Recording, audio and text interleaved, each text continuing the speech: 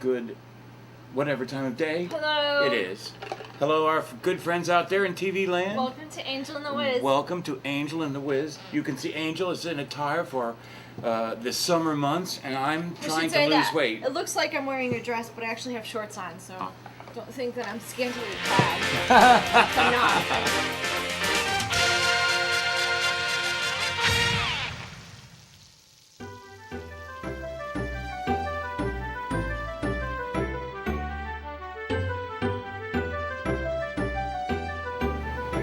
What makes some women think spandex pants look good on them when they absolutely don't? Let me tell you this. I envy those women. And here's why.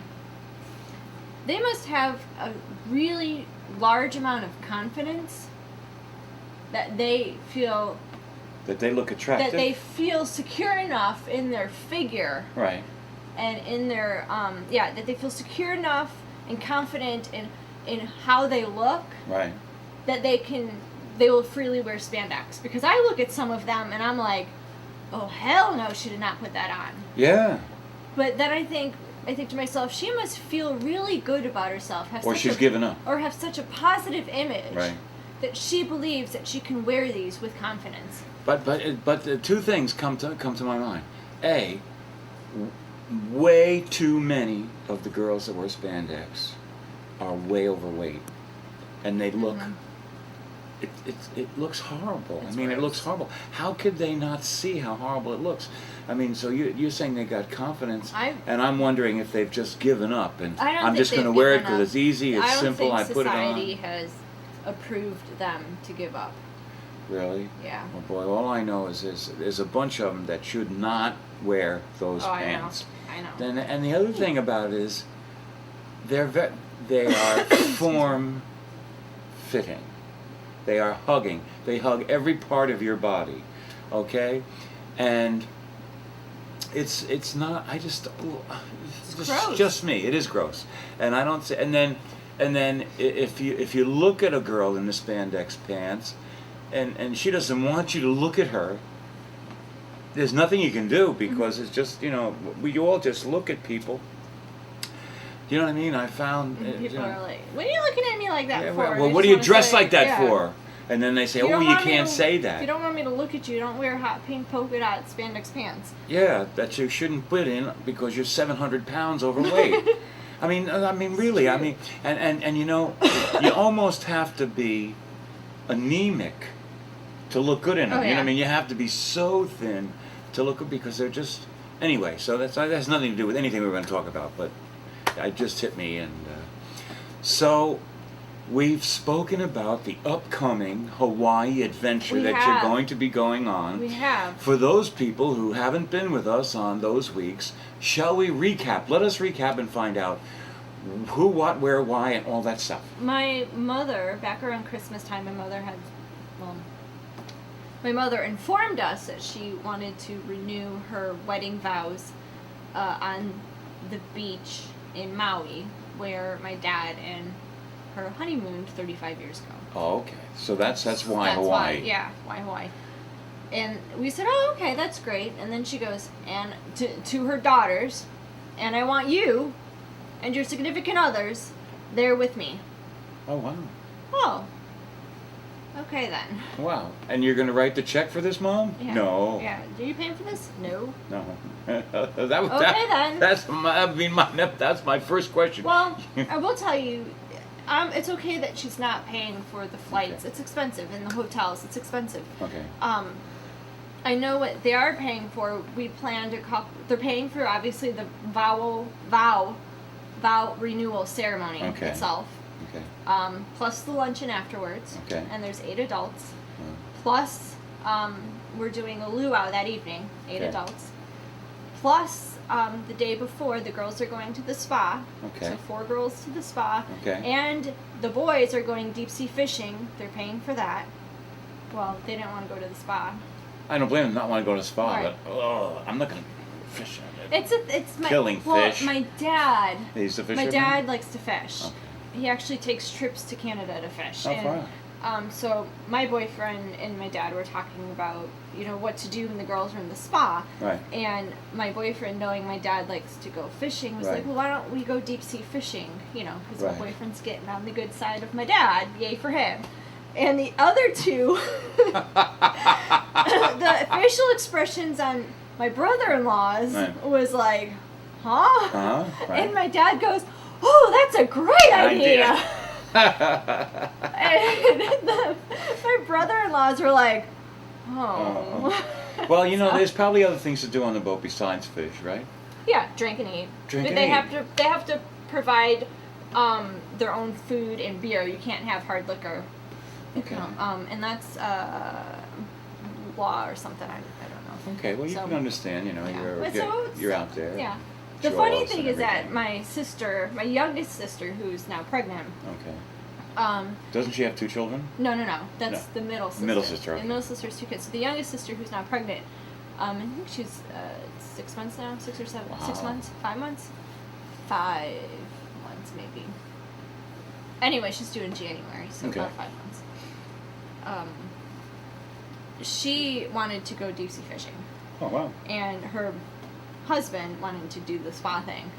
And I was like, I don't think so. Yeah, and I looked at my sister and I was like, your mother wants to do a spa day before the ceremony with her daughters. Right. And my sisters were like, okay, fine.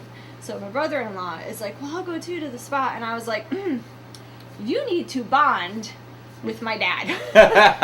And he's like, right. So Yeah, that's he's funny. going on the boat. He's not too pleased. Well, But anyway, so they're paying for all the deep sea fishing, all that. And the day before that, we're going zip lining. Except my sister who became pregnant, she can't go. But everybody else is going zip lining. So 7 adults are paying for, and that's pretty expensive too. You're doing something with a zip top bag? No, zip lining. What's zip line? It's- Zip to me, all I know is a zip. It's have you ever seen like the James Bond movies when he's like soaring down on a rope and he's in a harness and Yeah, he did that in Never Say Never. He did Yeah, that in the it's remake. like that. And he slides on. Oh, that's what it's kind called. of like that. Zip Jesus, lining. I guess it's safe. See those things like that, and the bouncing, the bungee cords, I don't and do all that, those no. things, and cable cars over Niagara Falls, and all those things. I figured, there's an increased potential risk there that I do not need to add into my risk quotient, if you know what I'm saying. I'm excited. We were going to do this. They call it this road to Hana, which Okay. is there's a 1-lane road and it's like a 16-hour trip. It takes like 7 hours to get up to this hot town of Hana because Right. you take this really long back road and there's Right. like 8 different little waterfalls and stuff and Right. you stop along the way. And my mom had said she had done that, and I said, well, why don't we do that? That would be a nice location. And my mom's like, yeah, but you get waterfalled out. Yeah, right. And she's like, and I've done it before. And I was like, well, we haven't. And she's like, but I've done it before. Right. I said, okay, fine. Okay. So Well- then she said something. Someone said zip lining, and Okay. her eyes lit up. She's like, okay. Well, and now I also see that you guys paying for your trip is like your gift to them. Yeah. Okay. And they're paying for all of the other. it sounds like they're yeah. paying for a lot. And then Why? yeah, and then what's nice is they said you have to be in these spots at these days. So you have to be at this spot at 10 a.m. for zip lining. You have to be at this spot at 10 a.m. for fishing. You have to be Sounds at like this a spot at 9 a.m. for the vacation ceremony. designed by Tina. Right, but you have but that's it. Then so I'm You're going to do going- like one event each day. Yeah, I'm going for 8 days, 9 days. 4 of those days I have to be with my family, and the other 5 are on my own. So, Oh, okay. which is nice. Well, I'm sure. I'm sure that you'll have a great time. Oh, I'm I sure. hope everybody is safe and happy, healthy, and all that stuff. And I hope everything goes good. Nobody gets hurt any place. Now, how did the original Hawaiian event come about? I mean, because I think aren't you folks from Chicago? Well, they honeymooned in Hawaii. Oh, they honeymooned. That's Yeah, right. Okay, they that's right. honeymooned Not in that Hawaii. they met there. They went they, there. They honeymooned in Hawaii, and my mom. Let me tell you, my mom got really sick when I was in college. She called me up one day, She was having an asthma attack. She had asthma, pneumonia. She had all kinds of stuff. She calls me up, out of breath. I can barely understand her. And I said, hi, hello. And she goes, I think I'm dying. Oh, and good. I'm like, thanks for the call. I'm like, call 911. This is the wrong number. But, the funny thing is, like, I'm in Milwaukee and she's in Chicago. It's an hour, 2.5 hour trip for me to get. Well, she's south of Chicago. It's a 2.5 hour trip for me to get home. And I'm like, I'm on my way home. I'm not going to go to class for the rest of the day. Call 911. And she's like, oh, I don't know. So anyway, she got, when she got sick, I don't know what she said to my father, but she got leather jackets for herself and the 3 girls. She got all new appliances. She got new furniture. I was like, damn. Just because she got sick? I don't know. I really don't know. All I know is that she was sick. Because I was in college and I wasn't there for all those conversations. Right. But I would come home just about every weekend and there'd be like a new stove. And then I'd come back the next, and there's a new dishwasher. I'd come back, there's a new refrigerator. And I'd come back and she's like, oh, I got leather coat for you. And I'm like, okay. It was, so I think somewhere in that she was also listing off, I want to go to France for this and I want to go to New York. She was listing off a bunch of trips. And I remember that conversation that she had with my dad. I was this there is for while that. she was sick? While she was sick or right around, and she was like, if I make it to my 30th anniversary, I want to go to France. And they did. Okay. And then she goes, and I want to go to New York City. And they did.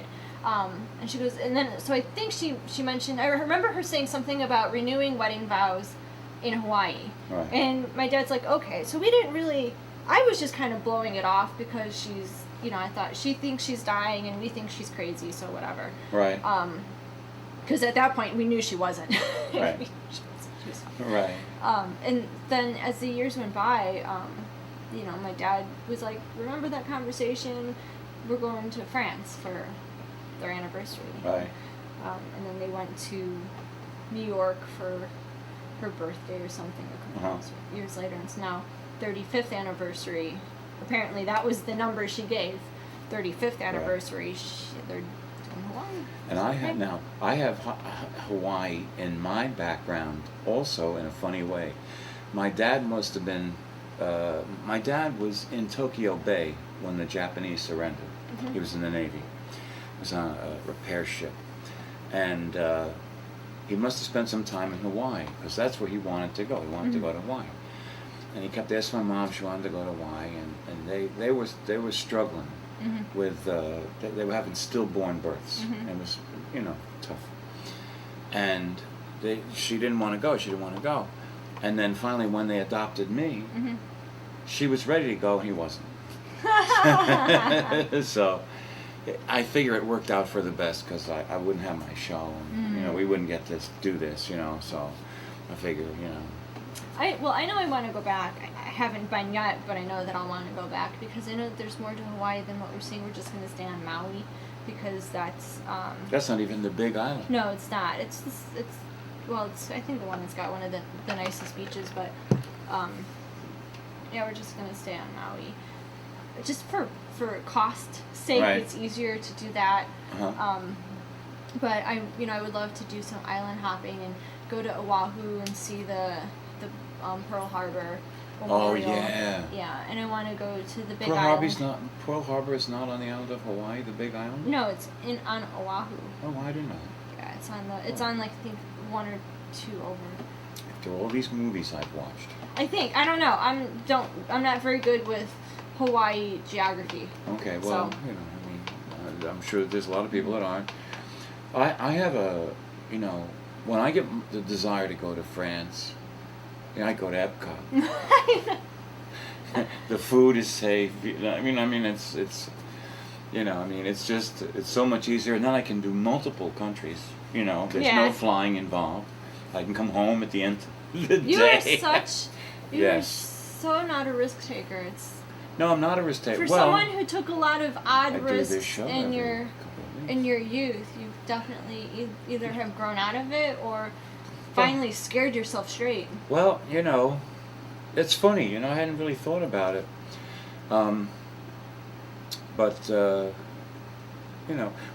See what happens is when you get to this side of the numbers, okay, you realize that it's not just double this. You know how we all do. Is, well, I'm this, I'm a double and add, whatever, or triple, whatever. And you also see, when you look back at the useful experiences that you've had, and you realize what incredible, stupid things you took a chance with. Yeah. And when you're on this side of the numbers, you realize that was really dumb then, and I know it. Yeah. Why do it now? It's not necessary to really prove I haven't So learned getting on an anything. airplane and flying to France would be a really dumb thing. Well, no, it's not dumb, and but it's just not for me. Got it. Tina flies. I mean, she's going up to see You her don't mom. like going on airplanes? I Have you been on an airplane before? Yeah, I mean, yes. I know. We've you know, I mean, a couple of times I came down from New York to Orlando, and sometimes I went from. One time we went there. One time we went from New York to San Francisco for some kind of for the recovery show and stuff like that. You know what I mean? So, but it's not my first choice. Do you know what I mean? Because. And I know everything is really good and everything else, but there's no. You see, there's nothing here.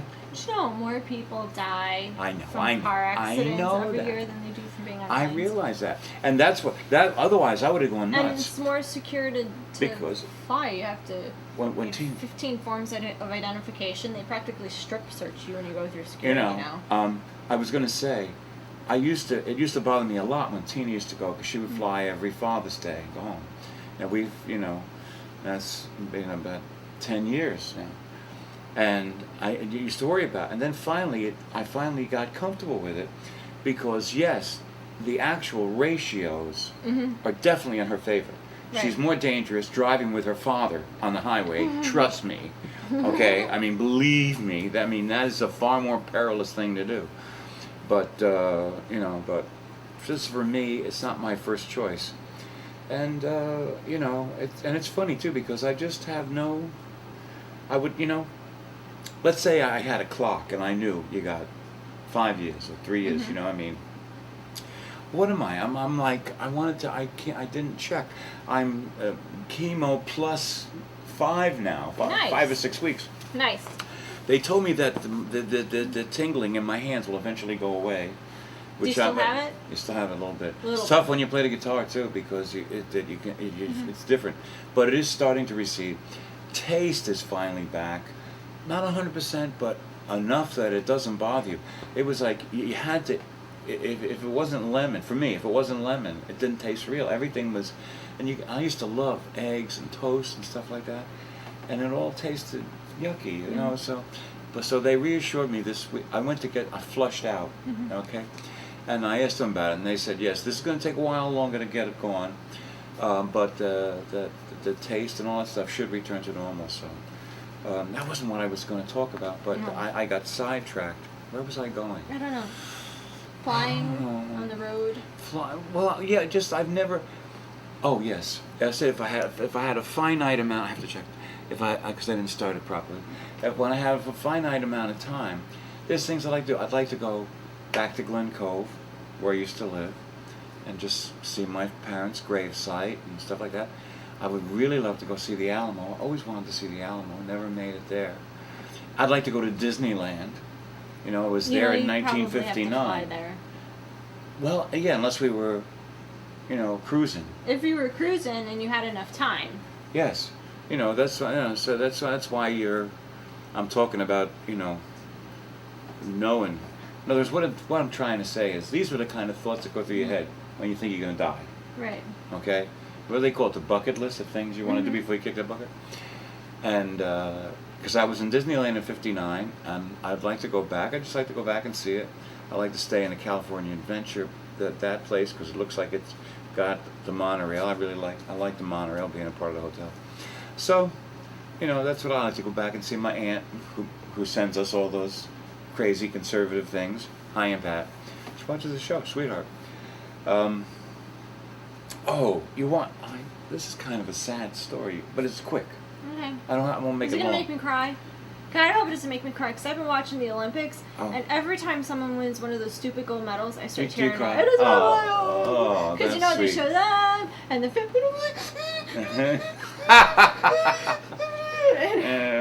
my boyfriend's looking at me and he's like, Honey, I you know just you're wanna crying know. for Russia? Yeah, right. And they just But kicked they- our butts, and I'm they like, but I won. just won. They- yeah. She's so excited. She Right. Oh, well, maybe I shouldn't tell you. Well, I mean, no, this wouldn't make you cry or anything. It was just, it was so touching to me. I never had a real brother. My most closest brother was my cousin Butch. Okay, and he moved down, and I moved down. So because we were friends, and we're just a few blocks away. And I hadn't seen him in a while. And I stopped by his house, and he was sitting in front of his computer, which he had turned the garage into like an old office. And I came in the door back here, and I came around the side, and I sat down to him, and he turned around and looked at me. I knew he was dying. I could just tell. And his mom and sister were up in New York at the time. And I was in a dilemma. Because if he didn't want them to know, I didn't want to say anything. But at the other side of that, I couldn't live with the thought of him passing away before they could come down and see him. Okay, it just drove me. So I called Sandra. And that's my cousin Sandra, Butchie's sister. And I told her, Sandra, if you have any intentions of coming down to see Butch, I would come right now. I wouldn't wait. And to make a long story short, in December he passed away, et cetera, et cetera. And I just found out last night when I was talking to my Aunt Pat. We did the normal, Obama should disappear, et cetera, et cetera. We did all that. Right. Okay, after that, we got to talking about Butch. After we established that we desperately need to get rid of Obama, we were talking, and she said that Sandra still can't talk about it. She says, oh, why didn't I listen to my cousin? Because they didn't come down right away. What they did, because I felt really uncomfortable, but I had to do it. Okay, because when I looked in his eyes, and I know he knew, and he knew I knew. Yeah. So I just told Sandy, and I called him in September, and they didn't come down. They called, and they talked to his wife, who low-keyed it. Now, I don't know if that's what they had decided or whatever, but they didn't come down. They waited like another month or two, or I don't know how long it was, but they didn't come down right away, and they should have come down right away. And two things. One, it made me sad, that had happened. But it also made me feel, to hear that Sandy said, I should have listened to my cousin and gone down. That made me feel really nice, because I really respect Sandra. Sandra's the star of the family. She's the one, every family has, well, maybe not every family does have, but Sandra's, she's a 1%er. She's a success. She's, I don't even know, she couldn't be too old, but she's got, buildings in the Bronx, and she's a big deal. She's a, Got 35 seconds. Oh, okay. And because I got a bad start, we should consider going now. This is a lovely song. This is I haven't played this song in a while, but I love this song. It's called "Visions of My Life," and it's life asking me questions and me providing them answers. Cool song. Do something good every day. Indeed. All my love. It's like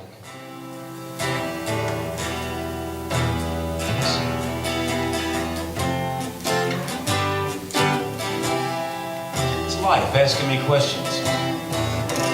she took me by my hand and said, if the world saw you today, what would your message be? My son, what would you say?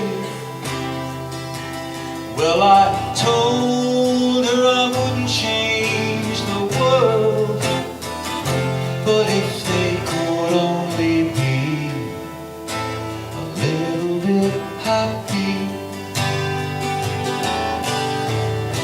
She took me further down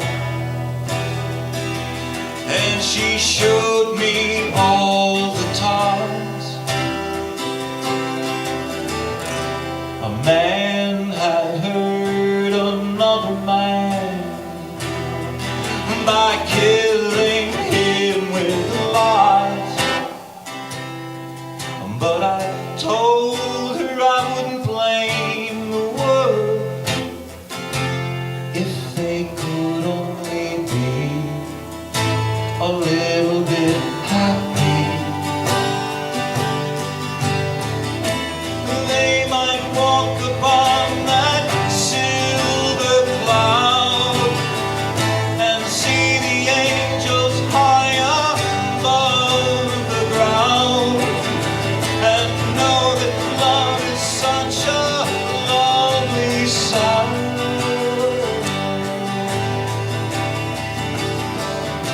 She took me further down, and she showed me the first time in my life